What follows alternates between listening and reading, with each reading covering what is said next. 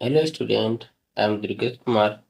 आपके अपने YouTube channel student education में स्वागत है। आई होप आप लोग फिट होंगे, मस्त होंगे, फाइन होंगे और अच्छे से पढ़ाई कर रहे होंगे।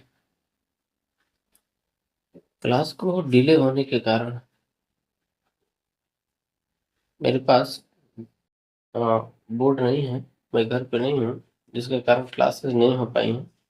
लेकिन मैं क्लासेस को स्टार्ट कर रहा हूँ ठीक है। आइए हम लोग को चलते हैं, क्लास को स्टार्ट करते हैं। कक्षा 12 में जनरल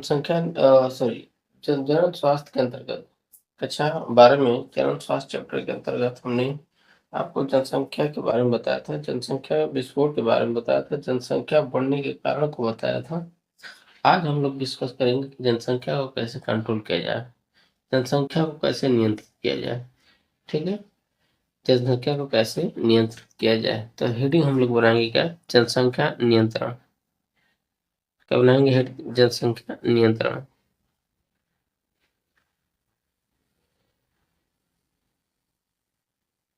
हेडिंग बनाएंगे जनसंख्या नियंत्रण।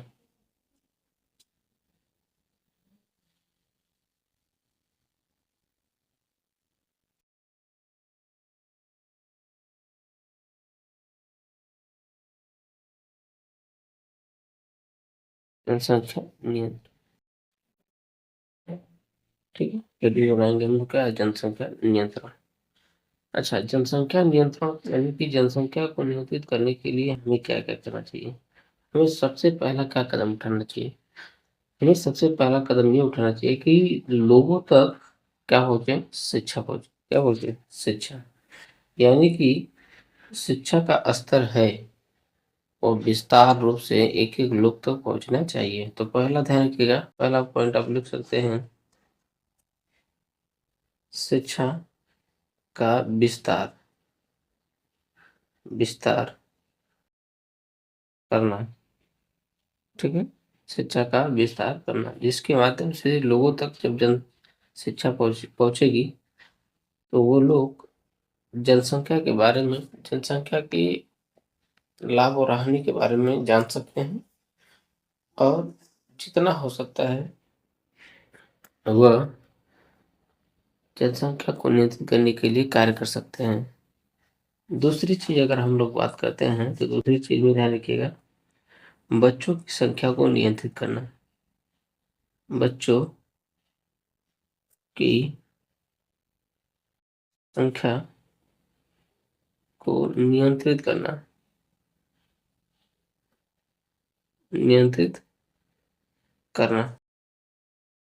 ठीक है, बच्चों की जब संख्या नियंत्रित होगी तो क्या होगा, जनसंख्या कहीं न कहीं नियंत्रित होगी। ठीक, यानी कि आप कह सकते हैं कि परिवार में ज्यादा से ज्यादा बच्चे पैदा न किया जाए। इसके लिए परिवार कल्याण और आश्चर्य जैसे प्रोग्रामों ने कुछ परिवार कल्याण और आश्चर्य जैसे प्रोग्रामों ने कुछ स्लोगन को प्रस्तुत किया था, जैसे हम दो हमारी दो। ठीक है, और कुछ जगह पे तो लोगों ने हम दो, कुछ जगह पर लोगों ने हम दो हमारे एक का भी नारा दिया और उनको सरकार के द्वारा या राज्य सरकार के द्वारा पुरस्कृत भी किया गया। ठीक है, तो जितने बच्चे कम रहेंगे उतना ही क्या होगा, जनसंख्या को नियंत्रित करने में सहयोग होगा। साथ ही साथ है देखना कि जनसंख्या को नियंत्रित करने के लिए विवाह योग्य आयु को तय करना। यानी कि कभी कभी क्या होता है, देखेंगे पूरे समाज में कि लोग करते क्या है कि लड़का लड़की बड़े हो गए, थोड़ा सा अपने कंधे के बराबर हो गए तो उनका तुरंत क्या करते हैं, विवाह कर देते हैं। उनकी ये चाहे जो भी हो, उनसे उनको कोई लेना देना नहीं है। तो ध्यान रखिएगा, जिससे कि बहुत सारी क्या होती है, समस्याएं पैदा होती हैं। तो जो है, जनसंख्या को नियंत्रित करने के लिए विवाह विवाह योग्य आयु आयु को तय करना चाहिए। ध्यान रखिएगा, विवाह जो आयु को तय करना चाहिए। आप ध्यान रखिएगा, सरकार ने विवाह को करने के लिए लड़की के लिए 18 वर्ष और लड़के के लिए 21 वर्ष का आयु तय किया है। ठीक है, ये होना चाहिए। साथ ही साथ ध्यान रखिएगा, परिवार को सीमित रखना चाहिए। ठीक है, परिवार, या आप लिख सकते हैं सीमित, सीमित परिवार होना चाहिए। और इस परिवार में लड़की की उम्र 21 और लड़के का 24 होना चाहिए। यानी देखिए, पहले का डाटा जो ध्यान रखिएगा, पहले ने सरकार ने क्या किया कि 18 व 21 का आंकड़ा बना करके रखा, जबकि आज के समय में सरकार लड़की की उम्र 21 साल कर दी है और लड़के का उम्र कितना 24 साल कर दी है।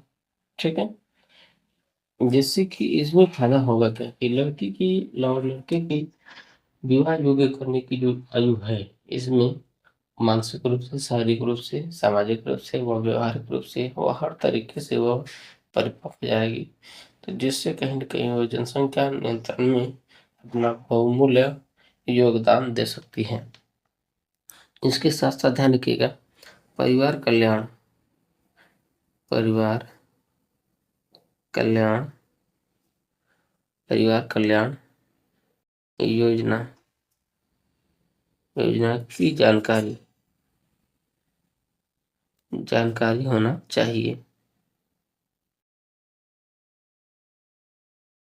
जैसे कि ध्यान रखिएगा, परिवार कल्याण जानकारी की, परिवार कल्याण योजना की जानकारी होने का मतलब ये है कि जो अनचाहे बच्चे हैं या जो बच्चे अ,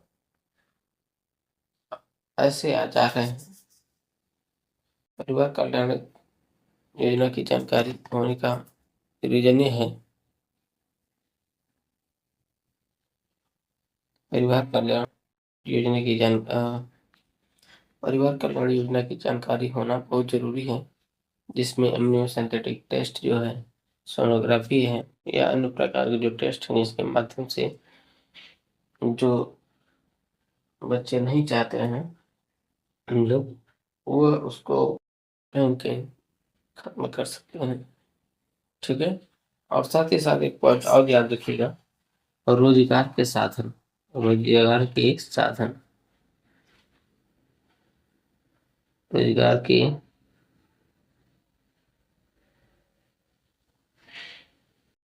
साधन को बढ़ावा बढ़ावा देना चाहिए। जब लोगों के पास रोजगार होगा ना, तो बच्चों का लालन पालन, बच्चों का लालन पालन अच्छे से कर सकते हैं।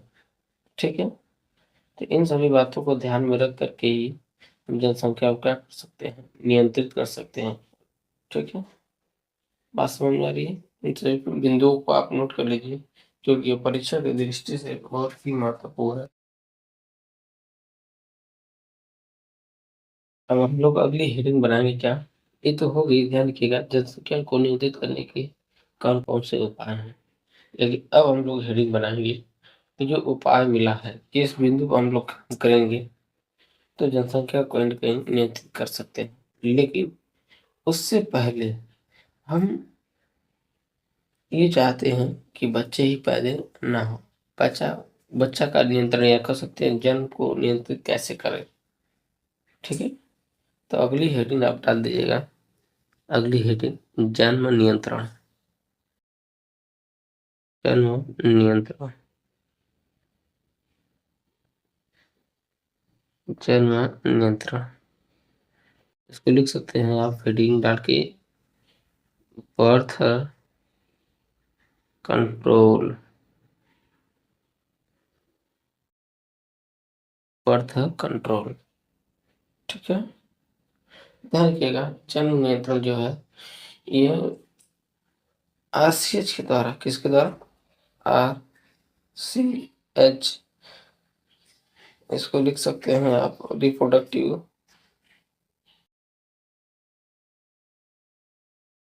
Productive child health care programme.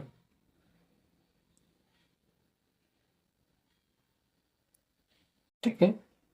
अब इसके द्वारा ध्यान रखिएगा, जन्म नियंत्रण को मुख्यतः 3 प्रकार की विधि को बनाया गया है। कितने प्रकार की? 3 प्रकार की विधि को बनाया गया है। सबसे पहले हम विधि की बात करते हैं, ध्यान रखिएगा। सबसे पहले विधि की बात करते हैं तो वो विधि कौन सी है? अस्थाई, अस्थाई विधि, अस्थाई विधि। ठीक है, जिसको आप बोल सकते हैं का टेम्पोरली,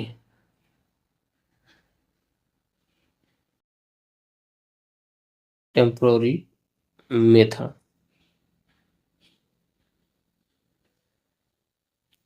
ठीक है। और दूसरा ध्यान रखिएगा, दूसरा है अस्थाई, अस्थाई विधि। इसको आप बोल सकते हैं क्या? Permanent, permanent method. और तीसरा है सगर्भता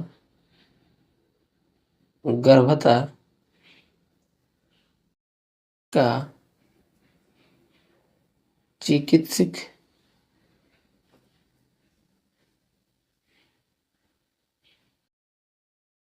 विशिष्ट समापन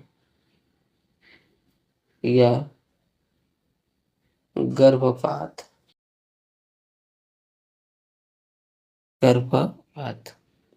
इसको आप लिख सकते हैं शॉर्ट में, या कर सकते हैं इसका medical, medical termination of pregnancy, of pregnancy.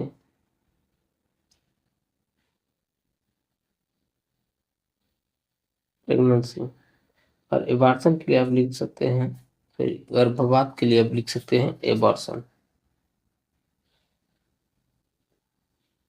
ठीक है। और इसको ध्यान रखिएगा, M medical termination of pregnancy को आप शॉर्ट में लिख सकते हैं MTP।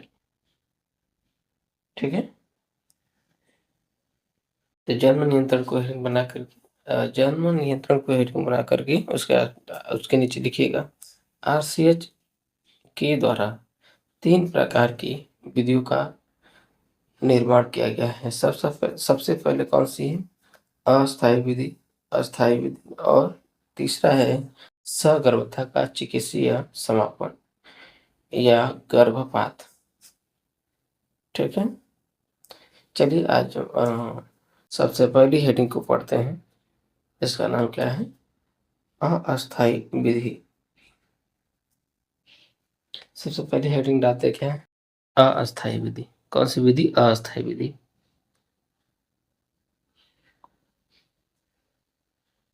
अस्थायी विधि। ठीक है। अस्थायी विधि, ध्यान रखिएगा, इसकी अगर थ्योरी की हम बात करें तो ध्यान रखिएगा, जन्म नियंत्रण की वह क्रिया विधि जिसमें कुछ युक्ति, कुछ रसायन, कुछ रोधक, कुछ आयुडी, कुछ हार्मोन्स व प्राकृतिक विधियों का प्रयोग करके जन्म जन्म नियंत्रण को कुछ समय के लिए नियंत्रित किया जाता है। जन्म नियंत्रण की ऐसी क्रियाविधि को अस्थायी विधि कहते हैं।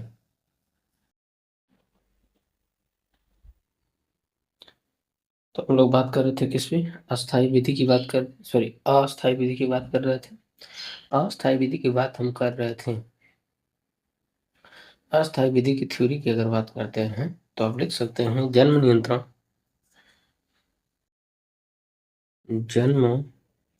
नियंत्रण की वह वह क्रियाविधि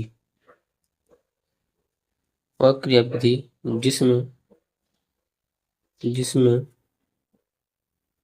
किसी रोधक रसायन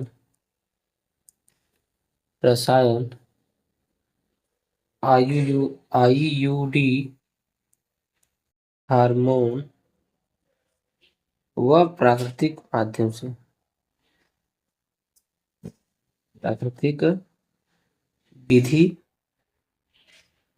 विधि के माध्यम से जन्म को कुछ भाई ध्यान रखिएगा, कुछ समय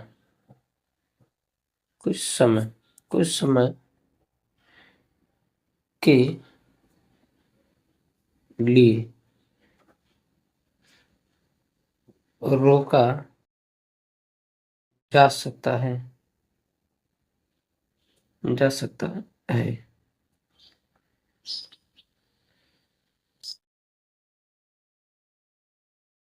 जन्म नियंत्रण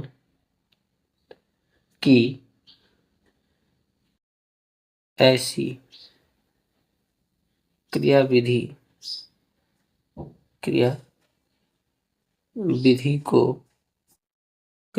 को जन्म नियंत्रण की अस्थायी विधि कहते हैं। क्या कहते हैं? अस्थायी विधि कहते हैं। ध्यान रखिएगा, यह कार्य के आधार पर यह विधि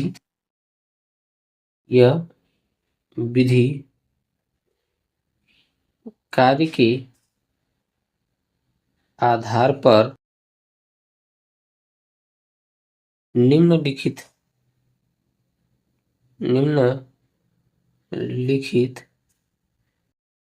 प्रकार की होती हैं। या निम्नलिखित की जगह पर आप लिख सकते हैं 5 प्रकार की, या 5 प्रकार की होती हैं। ठीक है, पहला बात करेंगे, ध्यान रखिएगा, पहले की बात करते हैं, इसके हम प्रकार के बारे में बात करेंगे। अस्थायी विधि के हम प्रकार की बात कर रहे हैं। ध्यान रखिएगा, इसमें सबसे पहली विधि जो है ये है प्राकृतिक विधि, जिसको आप बोल सकते हैं नेचुरल मेथड।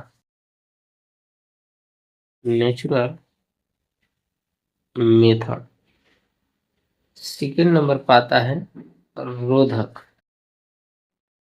रोधक, जिसको आप बोल सकते हैं बैरियर। थर्ड नंबर पर आता है रसायन, इसको आप सब बोल सकते हैं केमिकल मेथड। ठीक है, सब में सबके आगे आप विधि लगाते चलेंगे, विधि। इसके बाद चौथे नंबर पर आता है आईयूटी। इसका पूरा नाम है इंट्रा यूटेराइन डिवाइस। लिख देते हैं अभी, इसका पूरा नाम है या फुल फॉर्म कर सकते हैं, तो लिखिएगा इसके फुल फॉर्म के बारे में। इंट्रा यूटेराइन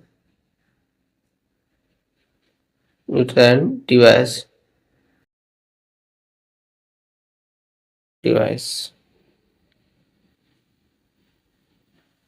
ठीक है, और हिंदी में बोला जाता है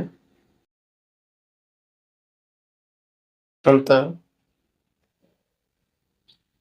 गर्भाशय युक्ति। ठीक है,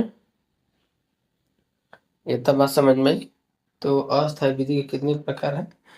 5 प्रकार: प्राकृतिक विधि, रोधक विधि और रसायन। इसके बाद साथ आईओडी और एक है पर लास्ट में यह लिख देते हैं यहाँ पे हार्मोन्स या हार्मोन। ठीक है, हार्मोन विधि विधि। ठीक है, तो 5 प्रकार हैं। इन सभी के भी प्रकार बहुत सारे हैं, इसको भी हम लोग डिस्कस करेंगे। प्रकार के बारे में हम बता दे रहे हैं। ठीक है, और हम इसको डिटेल बाय डिटेल पढ़ते रहेंगे। ठीक है, प्राकृतिक विधि की बात करते हैं तो प्राकृतिक विधि ध्यान रखिएगा ये होती है, ध्यान रखिएगा ये आपका 3 प्रकार की होती है। एक होती है, ध्यान रखिएगा, आवधिक आवधिक आत्म संयम आत्म संयम। ठीक है, पहला। दूसरा आवधिक आत्म संयम हो गया। इसके बाद दूसरा है आंतरिक मैथुन और तीसरा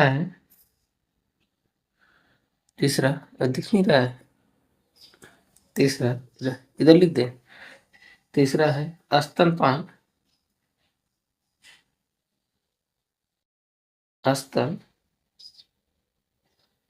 अनर्थक।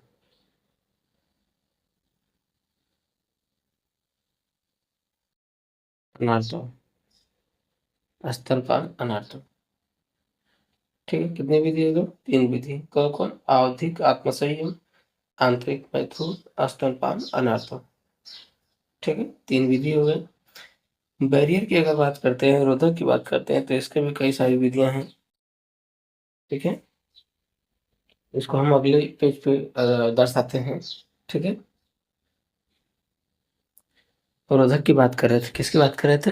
रोधक की। तो ध्यान रखिएगा,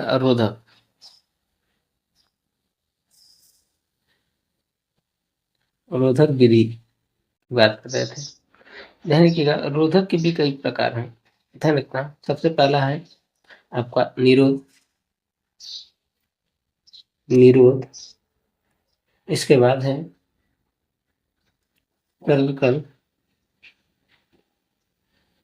सर्विकल कैप। इसके बाद है बोल्ट। इसके बाद है डायाफ्राम।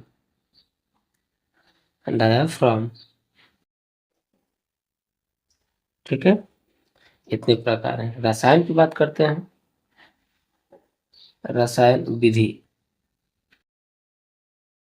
विधि की बात करते हैं तो ध्यान रखिएगा, रसायन विधि भी कई प्रकार की है। ध्यान रखिएगा, सबसे पहला है फोम। क्या? फोम। दूसरा जेली और तीसरा पेस्ट। क्या? पेस्ट। ठीक है, इसके बाद हम बात करते हैं किसकी? आईयूडी की। आईयूडी के भी प्रकार हैं, अंतःगर्भाशय युक्ति के भी प्रकार हैं। ध्यान रखिएगा, ये होती हैं 2 प्रकार की। कितने प्रकार की? 2 प्रकार की। एक होती है कापर आईयूटी और एक होती है हार्मोन आईयूडी। ठीक है, इसके बाद हम हार्मोन्स की बात करते हैं, किसकी? हार्मोन की बात करते हैं। हार्मोन विधि में ध्यान रखिएगा, ये ध्यान रखिएगा, इसके भी कई प्रकार होते हैं, ध्यान रखना। अच्छा, ये बेसिकली देखा जाए तो 2 प्रकार से होते हैं। एक होता है गर्भ निरोधक गोली के रूप में और दूसरा होता है अंतःरोपण। अंतःरोपण के माध्यम से। ठीक है, इन सभी के बारे में हम लोग पढ़ेंगे एक एक करके। आज के लिए इतना बहुत है। ठीक है, अब हम ध्यान रखिएगा, इन सभी के एक एक प्रकार के बारे में पढ़ेंगे। पहले इसके बारे में हेडिंग, इसकी थ्योरी लिखेंगे, फिर इसकी लिखेंगे, फिर इसकी लिखेंगे, फिर इसके एग्जाम्पल लिखते चलेंगे। इसकी थ्योरी लिखेंगे, इसके एग्जाम्पल लिखते चलेंगे। इसकी थ्योरी लिखेंगे, इसके बाद इन सब की थ्योरी, इसके साथ साथ इन सबका एग्जाम्पल लिखेंगे। इसकी थ्योरी लिखेंगे, इसकी थ्योरी लिखेंगे और इन सभी का क्या लिखेंगे एग्जाम पर। थोड़ा सा लंबा होगा, ठीक है। तो आज इस क्लास में इतना ही। हम लोग अगले क्लास में एक एक प्राकृतिक विधि से पढ़ते हुए हार्मोन्स विधि तक चलेंगे। इसके बाद हम लोग पढ़ेंगे अस्थाई व एमटीपी विधि के बारे में, ठीक है। आज के लिए बहुत बहुत धन्यवाद, और जितना हो सके आप लोग शेयर करिए, शेयर नहीं करते हैं, शेयर करिए, चैनल को सब्सक्राइब करिए।